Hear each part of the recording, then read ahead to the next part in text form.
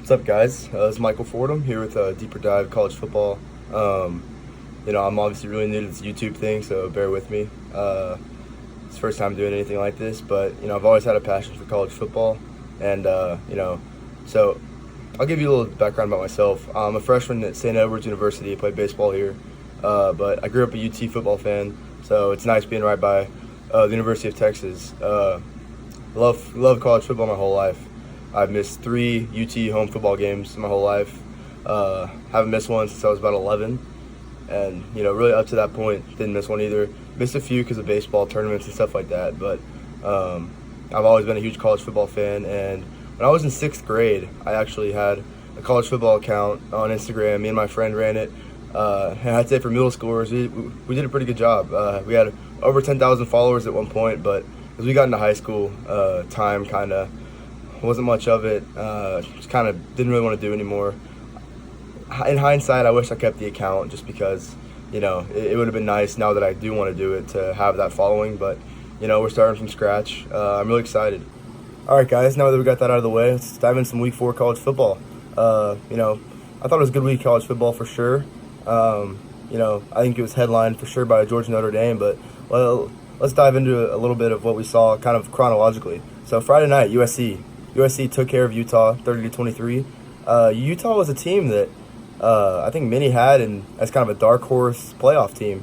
I think almost all the guys on game day had them really high up there, if not in the playoff, then in the New Year's Six. But the Pac-12 is weird this year. A lot of parity, and it has been like that in the past. But I mean, as you're going to see throughout this video, a really weird day in the Pac-12, and Friday night really didn't start off well for USC. I mean, Keaton Slovis goes down on the first possession. I posted the video on to my Instagram story. It was actually a video from Elite College Football. Shout out to them. Best college football account on Instagram for sure. But Keaton Slovis got knocked out. I mean, he could not get up, and it was tough to watch. But Fink, third string quarterback, starting the year as a third string quarterback. All we talked about, JT Daniels. He goes down against Fresno State, and then you're like, oh my gosh, we got Keaton Slovis, a 3-star true freshman. I don't think anybody picked them to beat Stanford. They beat Stanford handily. Slovis plays well. And now, Clay Helton, there's talk, Clay Helton, okay. He's got this quarterback, and he build around him. I mean, he's definitely on the hot seat still, but Slovis goes down, and now you're like, oh my gosh, we got our third-string quarterback in here. I mean, Clay Helton is probably pacing the sidelines, figuring out what to do. He puts Fink in, 351 yards, 3 touchdowns, and they beat Utah. I mean, it's been a really good few weeks for USC. I still don't think that Clay Helton's off the hot seat. I think there's a lot of football left to play, and they've got a really tough schedule coming up. Still got to play UW. They play UW this week. We'll see how that goes. They're going up against Jacob Eason, Chris Peterson. We'll see how that goes. But I think the main takeaway from this game is Utah was just overhyped, plain and simple. I mean, I think people wanted them to be the next Washington, like when they had Jake Browning. I just don't think they were ever that. I think they're a good team. They're a fringe New Year's Six caliber team, but I don't think they were ever a playoff team.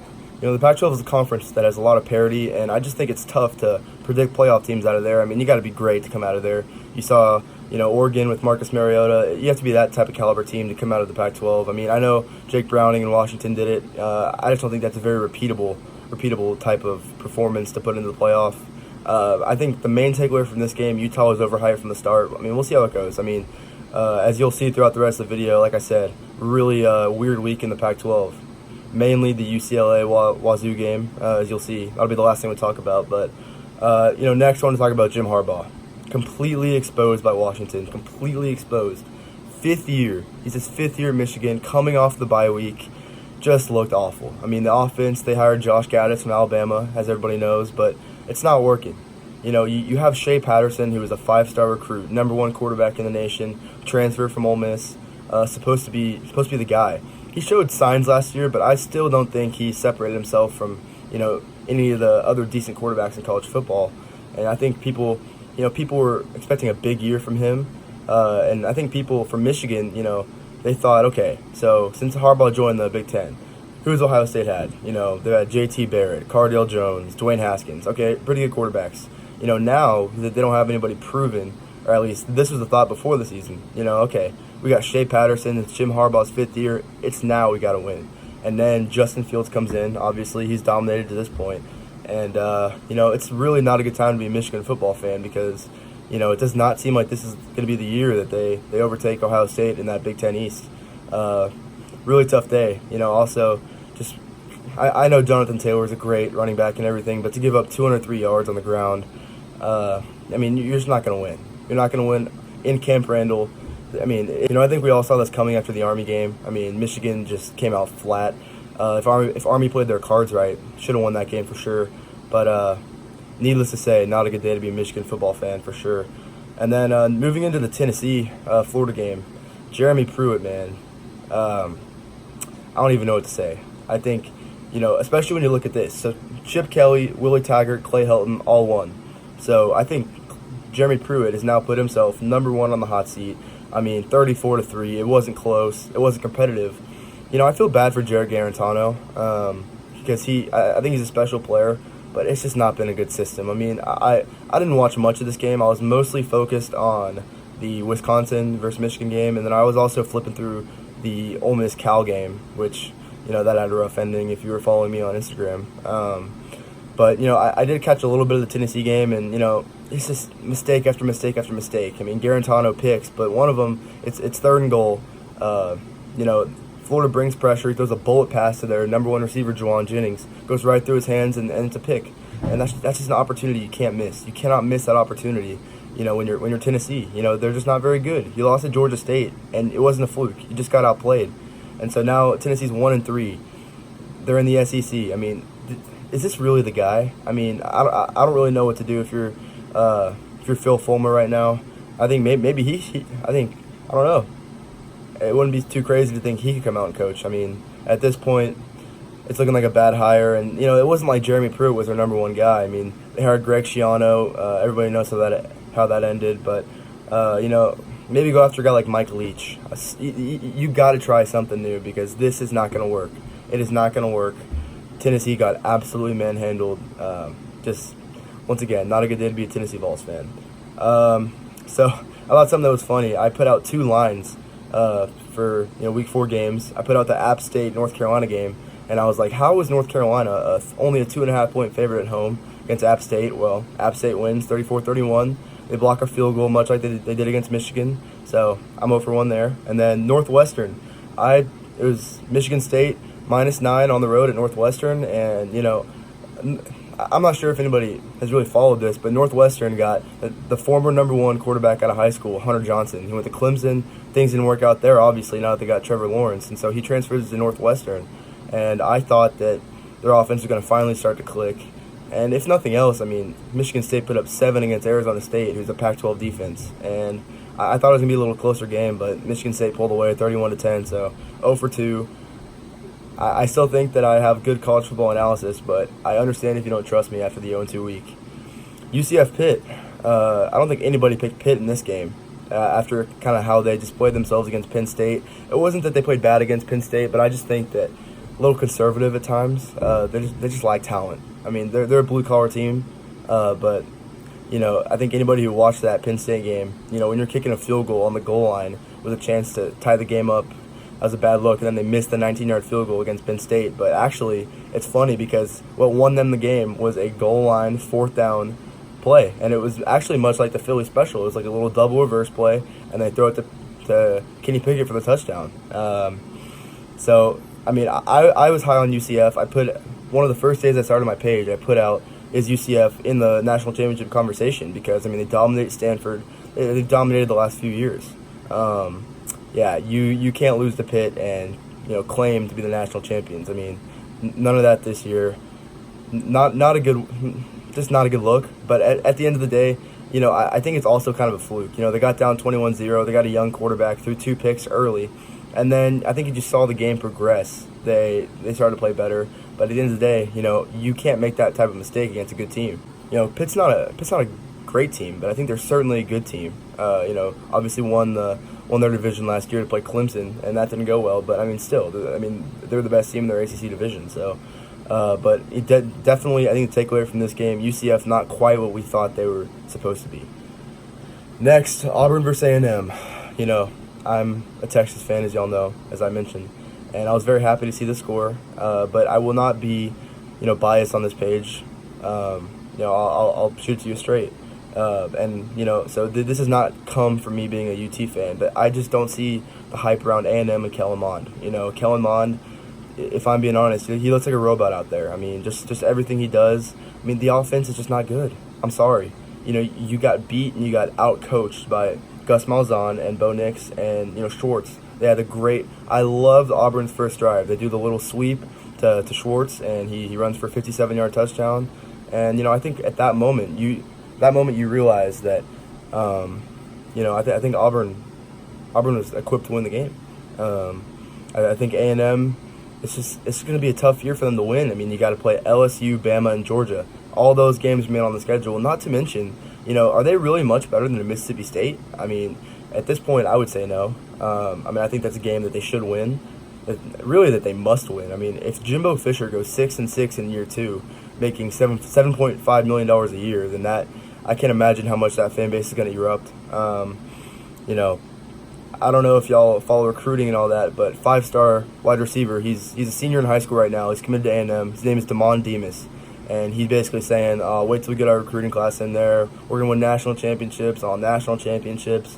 At the end of the day, it doesn't matter right now. If you go 6-6 in year 2, people are going to start to turn on your program. And I think that's a very good possibility. And then on the other hand, Auburn, 4-0 with a true freshman quarterback. They're not – I don't think Bo Nix was like Jake Fromm or Trevor Lawrence or any of these other guys who have emerged as true freshmen. But I think – they're a team that can stack together these wins, and who knows? If they play their cards right, they can go into the Iron Bowl maybe 9-2, 10-1, and have a shot to compete for a playoff spot. We'll see.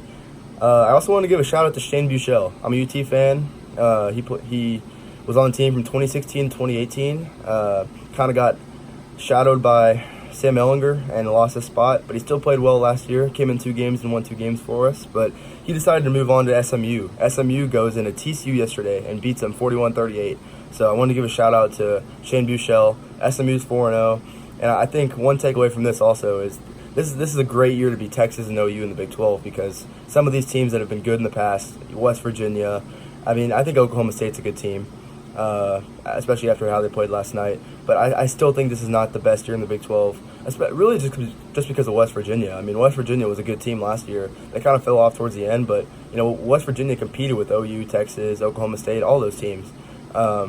But I think the main takeaway from this game is that, I think TCU, their season's not done. They're not just going to tank, but I think seeing them lose to a group of 5 school kind of shows that, okay, it gives OU and Texas motivation to be like, all right, man, we got to take care of these games, and then we can play each other again in the Big 12 championship. So I just want to give a shout out to Shane Buechele, though.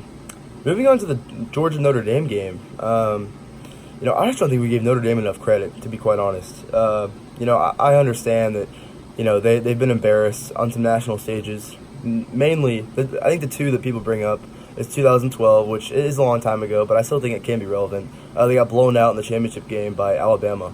And then this past year in the playoff, got embarrassed by Clemson. They didn't score a touchdown. It's 34-3. But I don't think that means that they didn't have a shot against Georgia. And, seeing that the line was 14.5, I'm not a gambler, but, I wouldn't have bet on that game because I don't think we've seen enough of Notre Dame yet. And I think they competed pretty well. They didn't get a ground game working. But I think they stopped, Georgia was able to move the ball, but they weren't able to finish drives. And I think that's the most important thing, especially in the first half.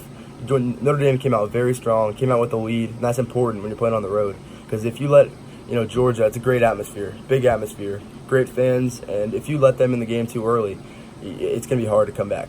But, I thought Notre Dame did a good job. I think we learned more about Notre Dame than we did Georgia. Georgia, yeah, it's a good win, but you were supposed to win that game. You were favored by 14.5, and you won by 6, and Notre Dame was driving in the final minutes to try to win the game. So, a win's a win for Georgia. I don't think they're going to sweat about it too much, but I think we learned more about Notre Dame. Possibly if they run the table, okay, their 1 loss against, a really good Georgia team is probably going to be up there at the end of the year. Do we give them a look at the playoff? Probably not. This is probably a must-win game for them to get into the playoff, especially because I think there's there's a very good possibility that LSU, Alabama, and Georgia all get in the playoff. And I think we'll talk about that a little bit more later, but I think that's a really good shot. Down year in the SEC, those three teams have really separated themselves as the upper echelon of the SEC. I think Auburn's kind of in the mix, a little bit below, but I think that's for another day. But I think Notre Dame really proved they could compete at the championship level. I was disappointed to see they couldn't get it done because you got a guy like Ian Book who's supposed to be poised, supposed to make plays, and he didn't. He threw 2 picks in the fourth quarter and they lost. So that's tough, but I think Notre Dame proved a lot more about themselves than Georgia did for sure. And then the game I was at, obviously I've said big UT fan. I was at the game last night, and I just want to say, all this hate about Sam Ehlinger, it needs to stop. The guy is a stud. He threw his first pick last night. It wasn't his fault. The receiver's fault. Receiver's got to find a way to not let that ball get picked off. But he had 4 touchdowns. His completion percentage is in somewhere around 75%. I mean, he's just a beast. Watch the tape. Watch the poise. But really, more than that, watch the games. Watch how the games unfold, how he controls the game. I mean, he was 27 of 34. He just had a great game. Great game. 4 touchdown passes. If you don't know who Devin Duvernay is, you better learn because that guy's going to be a really good NFL player. I think Sam Ehlinger's a stud. I don't see any reason why he shouldn't be in the Heisman talk right now. I mean, like I said, it's something like 16 touchdowns to 1 interception. Sam Ehlinger's a stud, and it's time for the nation to start realizing that. They should have realized it last year after he dominated Georgia. I mean, people say, it was a close game, 28-21. It was a 28-7 football game the whole game. It was a 3-touchdown margin the whole game. We dominated the game. And Sam Ehlinger, he's over the problems he had his freshman year. His freshman year, if you want to talk all this mess about him, I get it, because he blew games. He blew the USC game. He blew the Oklahoma State game. But you can't say that about him anymore. He's a stud. Book it. All right, guys, I want to end it with a little bit of Pac-12 After Dark action. So I got back from my hotel room yesterday. It was about 11:30 Central. Turned on ESPN, and I saw that it was halftime of the Wazoo game. They're up on UCLA 35-17, and I'm thinking, okay, Mike Leach has got it in the bag. This is what he's supposed to do. Wazoo's a pretty good team. So, but what's funny about that is they actually hung up 2 more touchdowns in the third quarter. So it's 49-17. They're playing 0-3 UCLA with a team that has looked terrible this year. They lost bad to Cincinnati. They lost bad to San Diego State at home, and then they lost bad, last week to OU, obviously. But it's unbelievable. They win 67-63. Dorian Thompson-Robinson, who, if you don't know, from Las Vegas, backed up Tate Martell in high school. Only started 1 season in high school, so I mean he's talented for sure, but he's kind of behind on the development curve. He just played his ass off. They won 67-63. And, this is what I was mentioning earlier about the Pac-12. You just never know what's going to happen. Cal's the only undefeated team right now. Cal goes in and beats Washington. Colorado goes and beats Arizona State. But then Colorado loses to, Air Force last week. You just can't get it together. I mean, USC, they beat Stanford. They beat Utah. And then they lose to BYU. It just doesn't make sense. So, definitely a weird conference. I'm glad I'm not a Pac-12. I'm glad I'm not a fan of a team in the Pac-12 because I would be losing my mind every week. It's so hard to predict. I mean, and on that note, next week USC goes to Seattle to play Washington. That'll be really interesting because, it's not a must-win game for USC. I think they can lose that game, still finish pretty good, and Clay Helton can keep his job. But that's certainly the Pac-12 game of the week. I think we'll really get to see what Jacob Eason is made of. Kind of a guy we forgot about. He was really good at Georgia his freshman year, but Georgia wasn't really elite then, so I don't think, I'm a big college football fan, so I knew that, but I don't think on the national stage he was really known of as much. But I think that'll be his first real test coming back home to play for his Huskies. Next week's kind of it's okay. I mean, not too many good games, especially in the SEC. A&M plays Arkansas, Bama plays Ole Miss, but I mean, those are going to be blowouts, I would assume. But I have 2 other games written down here. Virginia goes to Notre Dame. Virginia, barely beat Old Dominion. Barely beat Florida State. I don't think that's going to be too close of a game. I'll say, Notre Dame by 17 or something like that. And then Ohio State versus Nebraska. That's where game day is going to. But I mean, Nebraska hasn't lived up to the hype either. I mean, they're supposed to be, Adrian Martinez, the quarterback, Scott Frost year 2. You saw how he turned around UCF year 2 to get UCF to where it is now. And we're just not seeing that from Nebraska yet. I mean, they almost lost to Illinois, and Illinois lost to Eastern Michigan last week. So I mean, it was 42-38. So at least the offense got going a little bit, because from what I saw earlier in the year from Nebraska, the offense is obviously was supposed to be good because of Adrian Martinez, and didn't look good at all. But I mean, we'll see. I mean, I think the big question around this game is, will Ohio State be able to go on the road and take care of business? Because we've seen 2 years in a row they have gone into games where, I mean, you would think they have no problem. 2017 it was Iowa, and JT Barrett throws like 4 picks. They lose by a bunch. And last year, the primetime game, it was actually a really cool moment for Purdue. They honored Tyler Trent and all that. That was really when he blew up. If you don't know about him, look him up, Tyler Trent. But Purdue just stomped Ohio State last year.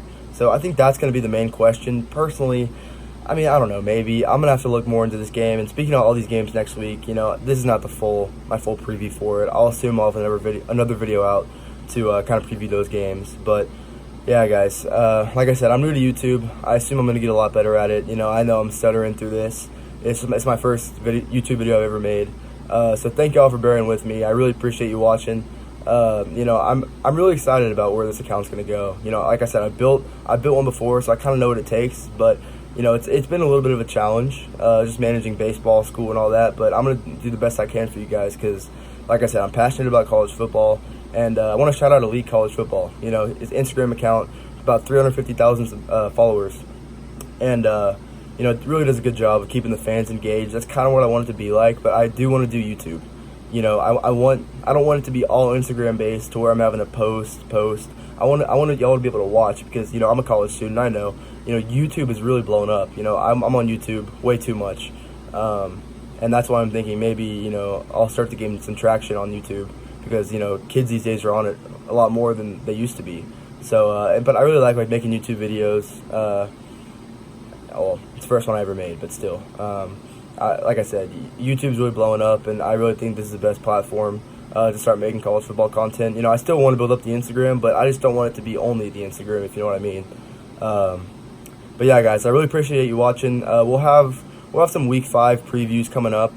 Be on the lookout for a podcast coming up.